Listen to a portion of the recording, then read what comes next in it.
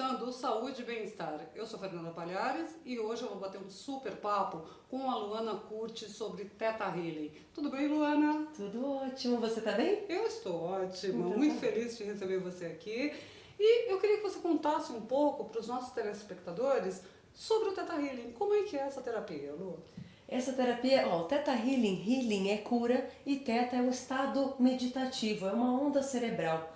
Então, na terapia, o que a gente faz? O paciente chega com uma questão ou mais questões que ele queira trabalhar e a gente fica sentado, um de frente para o outro, de mãos dadas e olhos fechados. Eu entro em Theta Tá. e conduzo o paciente a essa meditação. Lu, o que é o Theta?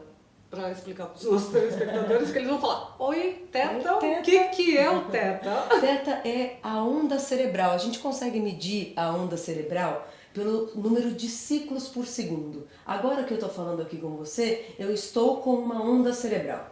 Quando a gente está estressado, a gente está com uma onda cerebral mais acelerada. E quando a gente está em meditação ou ali perto da hora de dormir, a gente entra em Theta, que é essa onda mais lenta e que muitas vezes, inclusive, é ali que a gente tem as respostas, né? Às vezes a gente vai dormir com uma dúvida ou não sei o que eu devo fazer com tal problema, com tal situação, e a gente acorda com a solução ou sonha com a solução. É porque a gente está em Theta. Isso seria um relaxamento profundo. É um relaxamento profundo, sim, mas a pessoa fica consciente, então isso é uma dúvida recorrente. Sim. Eu saio de mim ou eu vou lembrar o que aconteceu? Algumas pessoas já me perguntaram isso sobre o Theta, é verdade. E sim, você lembra, você sabe que você está ali na minha sala. Acontece que a gente consegue conversar com o seu inconsciente. Eu acho que esse é um grande diferencial do Theta. Então, de olhos fechados, a gente faz um processo que chama digging, que é cavar a questão que você trouxe. Então, eu conduzo perguntas que você, inclusive, descobre as respostas ali, por conta desse estado, que é um estado mediúnico, você está diferente, você consegue acessar o seu inconsciente e ter as respostas. E qual é a resposta que a gente está procurando? São as crenças que, porventura, te limitam. Por exemplo, Lu, uma pessoa que não tem prosperidade ou que tem um caso recorrente de separações nos relacionamentos, ou ela não se dá bem com grupos, isso é uma crença? Pode ser uma crença? Pode. Engraçado, né? Que você colocou, eu tenho pensado sobre isso. O que mais as pessoas me procuram? Prosperidade, afetividade e relação familiar. Sim. Então, impressionante como o amor, a prosperidade, as relações familiares estão muito presentes nas terapias das pessoas que eu tenho atendido. Então, sim, por exemplo, a prosperidade, a gente pode ter crença que a gente acha que é uma bobeira, ou frases que a gente sempre fala, por exemplo, dinheiro causa discórdia. A gente fala isso como uma verdade e isso pode fazer com que você se afaste do dinheiro para que você não tenha problemas. E aí, a partir desta crença, a pessoa não consegue se firmar profissionalmente, ela não consegue achar o seu caminho e ela fica sempre patinando, como se fosse um programa de computador, sempre repetindo a mesma coisa. Exatamente, porque a base, a crença, a base está ali. E essa crença, Fê, ela pode ter diversas razões. A pessoa pode ter, desde o nascimento até hoje, ter vivido situações em que ela, por exemplo, presenciou alguma pessoa com dinheiro ou próspera sendo mau caráter e ela associou que dinheiro é o mal do mundo.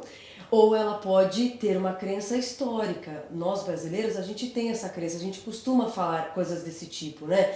O dinheiro é sujo, o dinheiro é o mal do mundo. Por exemplo, uma crença muito recorrente histórica é preciso sofrer para aprender. Isso é uma crença que aparece muitas vezes. A pessoa aprende pela dor, né?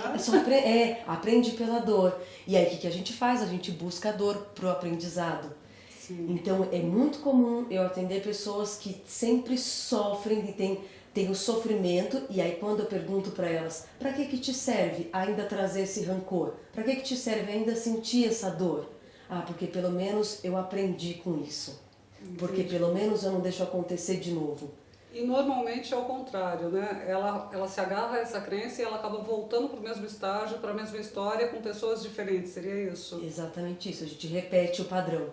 Então é comum, às vezes as pessoas chegam no consultório e elas falam assim, ah, Lu, eu queria trabalhar essa coisa, mas também tem tanta coisa que eu quero trabalhar, essa questão, mas tem tantas questões que eu gostaria de trabalhar.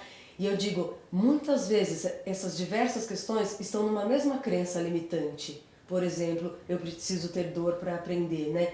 Então, aí ela começa a ter dor no trabalho, nas relações afetivas, nas relações familiares.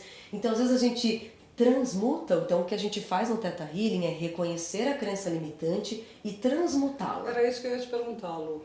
Qual é o resultado esperado do Theta Healing e quantas sessões são necessárias para resolver, por exemplo, uma crença como essa, né? Normalmente uma questão é resolvida em uma sessão. Tá. Claro que o Theta Healing, ele não tem você precisa fazer tantas sessões para sequência, né? Uma sequência de sessões para que você consiga atingir aquele resultado. O Theta Healing não tem esse perfil. Você pode, inclusive, ir a uma única sessão de Theta Healing, resolver uma questão específica. E você sai de lá com aquela questão resolvida. Resolvida. Eu sempre dou essa dica para o paciente quando acaba a sessão. A partir de agora, diga essa sua queixa para as pessoas, se você ainda for dizer, no passado. Porque já foi resolvido. Então, eu tinha um rancor, eu não conseguia perdoar uma questão, mas agora já foi resolvido. O Theta Healing, ele está acima das regras de tempo, as leis de tempo, de espaço. Então, quando você sai da sessão, aquela questão foi resolvida. Lu, como que essa questão é resolvida? Eu tenho certeza absoluta que vai bombar de perguntas. Como? O que acontece? Eu vou sair de lá com um vazio, com um buraco, porque você tem uma crença, aquilo ali ocupa um espaço no seu subconsciente, nas suas emoções, né? Você saiu de lá, acabou, essa crença não existe mais. E o buraco que ficou no lugar? Como assim, Lu? Não, a gente não deixa ter buraco, Ótimo. Por isso que a gente sempre transmuta a crença. Então, por exemplo, uma das perguntas que eu faço durante a sessão não é você aceita que tire. Eu pergunto, você aceita que a crença, que a gente só aprende pela dor, seja transmutada pela crença, que eu aprendo em todas as situações, que eu aprendo no amor. Então ali depende da situação, do que a gente intuir que deve ser transmutado, mas a gente troca uma crença pela outra. E isso, Fê, depende do sistema de crença da pessoa. As pessoas mais espiritualizadas, elas entendem facilmente que a energia de Deus, do universo, transmuta essa questão dela. Para as pessoas mais céticas, eu já atendi pessoas que não acreditam em nada além do nosso corpo. Então o que aconteceu foi que, cerebralmente, ele mudou a qualidade de pensamento. Então antes eu pensava que se eu tiver prosperidade eu vou ter que me expor. E eu tinha medo de me expor. Agora eu penso que tendo prosperidade eu sei a melhor e mais elevada maneira de me comunicar e de me utilizar dessa prosperidade. Perfeito, Lu, perfeito. Uma outra coisa que quando eu comentei que eu ia fazer a entrevista com você, as pessoas perguntavam, né? Como que isso se processa, por exemplo, no caso de uma pessoa totalmente cética? Você tinha comentado numa entrevista anterior que nós fizemos que acontece uma cura no DNA, né?